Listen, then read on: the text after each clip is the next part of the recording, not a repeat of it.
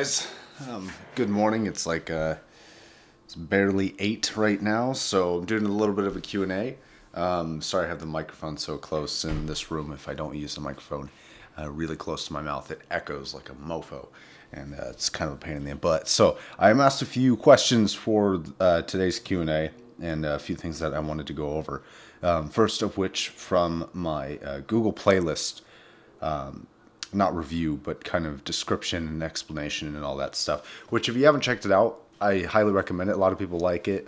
Basically what it is I go over, I have playlists for different types of music, and not really genres as much as like this playlist is to test bass, this soundstage, this clarity, these are vocals, these are, blah, blah, blah. It just keeps going on, right? And, so far the feedback has been really positive, and some people really, really appreciate it. And so I'm going to continue to do it, and I highly recommend that you check out that ongoing series. But one of the questions on for vocals was, Josh, for vocals, how could you forget about Marvin Gaye? Well, I didn't forget about Marvin Gaye in terms of a vocalist.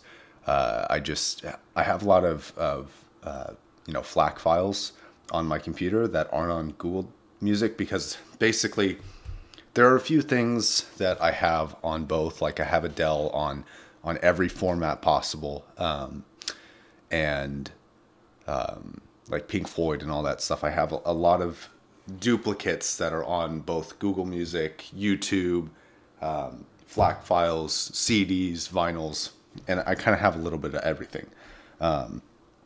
Marvin Gaye is just one of the guys that I have for on FLAC, so I didn't put him on my Google playlist just because I already had it. But he's an amazing vocalist. There's nobody doubting that. Just because he's not on there, or any of your artists that you like aren't on there, it's not to be offensive or derogatory towards them or say anything about your taste or anything like that. It's just there's a lot of music out there, and I have to pick some of it, and obviously some of it gets left out. Okay, next question was, actually next series of questions was, add a Google Play Music link to your playlist, please. Could you share your Google playlist here? Yes, I have started. I wasn't sure on how to do that on YouTube. I wasn't even sure if you could share a playlist before, but I learned how to share the Google playlist. So now they're at the bottom of all the last video and the videos that are coming up here. And then the comment below that from Tyler says, just listen to the hymn song on Spotify and the static cut around 12 seconds on that version. So I looked into this a little bit, because in the video I was talking about, I think it was the first Google playlist video, I had said that there's a static that they overlaid, or underlaid rather, in that song, and it plays, it's like the static from a vinyl, and it plays under the track, and the rest of the track plays above it. And I listened to a couple different versions, because Sam Smith's the latest album I have on every format, and on the vinyl I think it's there. On YouTube it's not there after 12 seconds.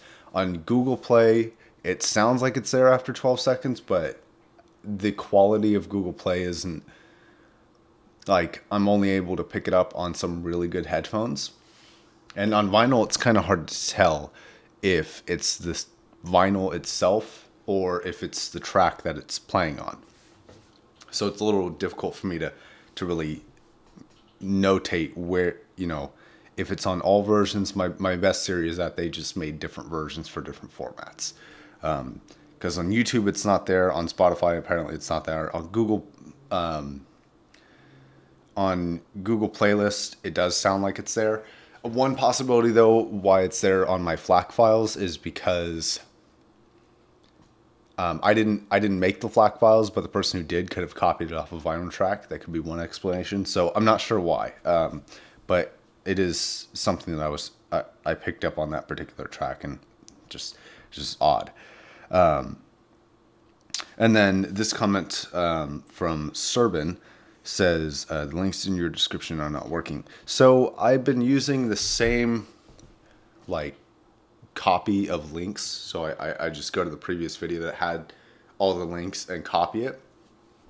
and it was working previously, but apparently it all stopped, and so I have to remake all the links, which is kind of strange, and I'm not really sure what was causing that. And then another question that same guy asked was, how do I get my hands onto FLAC files? Well, there's a few different ways. Easiest way and the cheapest way is to steal them off the internet. That's the honest truth. The problem with that is that just like a 4K or 1080p video on YouTube or really anything, and it's possible for me to take this Canon 70D footage, which is 1080p, I think at 24 frames per second, maybe 30 frames per second, and boost it up to 4K through a software, so that when you look at the preferences and the details of the actual video, it's going to list it as 4K. Now, is it 4K? No, it's not. So FLAC kind of works the same way. So what I recommend doing for guaranteed results of so basically the reason why I'm saying this is because you could do the same thing with MP3 to FLAC. So you could take a 320 kilobits per second MP3 file and put it in a conversion software and update the kilobits per second ratio of, to 2000 or whatever, some ridiculously high number. And instead of it's not going to create a FLAC file out of an MP3 file. It's not even going to fill in the gaps. What it's going to do is for every, let's say, 3 variations of, ones and zeros that would normally be there, it's just going to have 1 for like three spaces, and then 0 for 3 spaces, and then another 0 for 3 spaces. So it's not really going to change the quality, if that makes any sense. I'm not sure if I'm explaining this correctly or not, but hopefully you get it. So the alternative, and the best alternative, is that you can actually, there's places online, and I'm not sure what the names are. It's spacey. You can Google search it, FLAC files for sale, whatever. And they sell FLAC versions. They are more expensive because I think they do all the offloading and copying off of CDs or vinyls in-house. So they charge like a little bit of a premium for that. It's not super cheap, but if you care about quality and guaranteed results and making sure that you're not getting like a fake file or fraudulent file, then I highly recommend checking that out. You can also make your own if you have a good CD reader.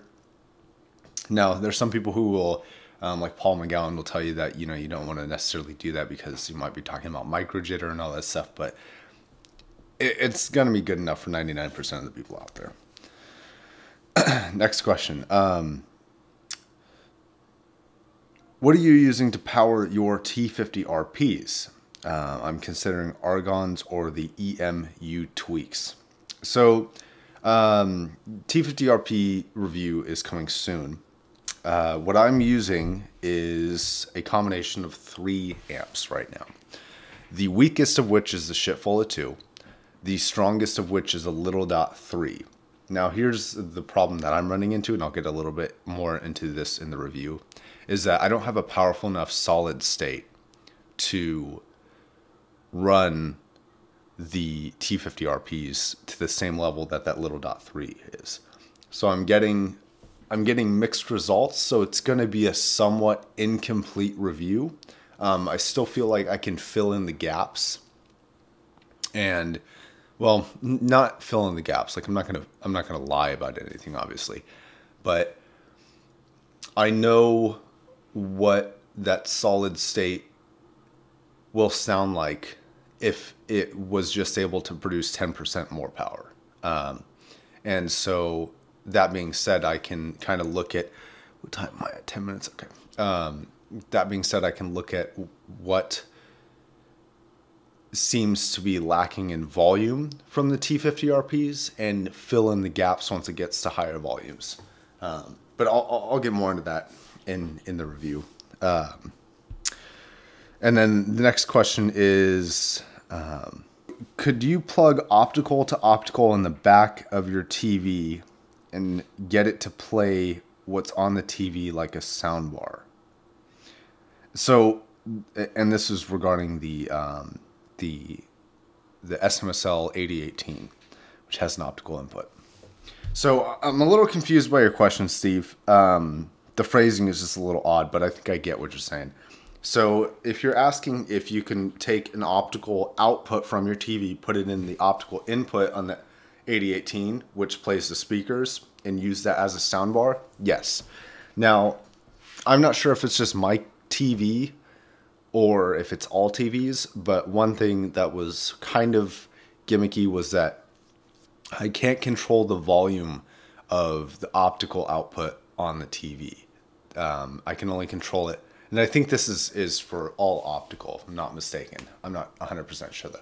But I have to have two remotes. So one for the TV controls and then one for the actual 8018, which comes with it. It's a little hard to use, but volume up and down is simple enough. But as long as you have speakers that are set up, and as long as it's a 2.0 system because it doesn't have a subwoofer out, then yes, you can use it basically as a soundbar replacement. And that's exactly how I've been using it. It's running optical out of my TV into the 8018 and out to the K-Boss speakers for a 2.0 system. And if you want to see that speaker review, because they're like some of my favorite 2.0 speakers that I've ever heard, the link is in the description down below. Was that it? That was it. Okay. Let's see. Yeah, so I guess for upcoming videos, I guess I can talk about that a little bit. For upcoming videos, I have a few planned. One, I got to get the T50RP full review out. Do a little bit more research into powering it and all that stuff, and really form like complete opinions on it before I release it, because they're really touchy headphone. Like I don't want to get it wrong on accident or have incomplete information. So I have to do a little bit more research on it. And then the Google playlists are kind of coming out slowly. It takes me a while to not only accrue the music in a playlist. I mean, it's very easy to add music to a playlist, but you know, the way that I listen to music, especially for review or as an audio file or whatever it is, I make sure that I know that song, especially before I talk about it on the internet. Because you can get really ripped apart if you don't know what you're talking about here. And so I really like try and get to know the songs that I'm listening to. And because I mean, I don't want to just take a song and put it on a playlist and be like, oh, here's a playlist for you.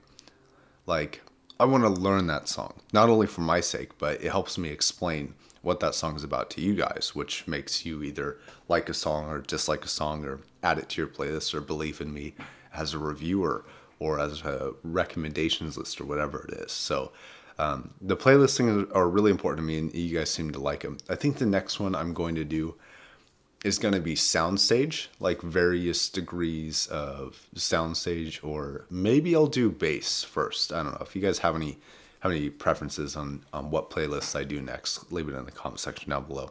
I guess that'll wrap it up for this video. It's getting pretty long, like 15 minutes now, or 14 minutes or so. Anyways, I will catch you guys in the next video.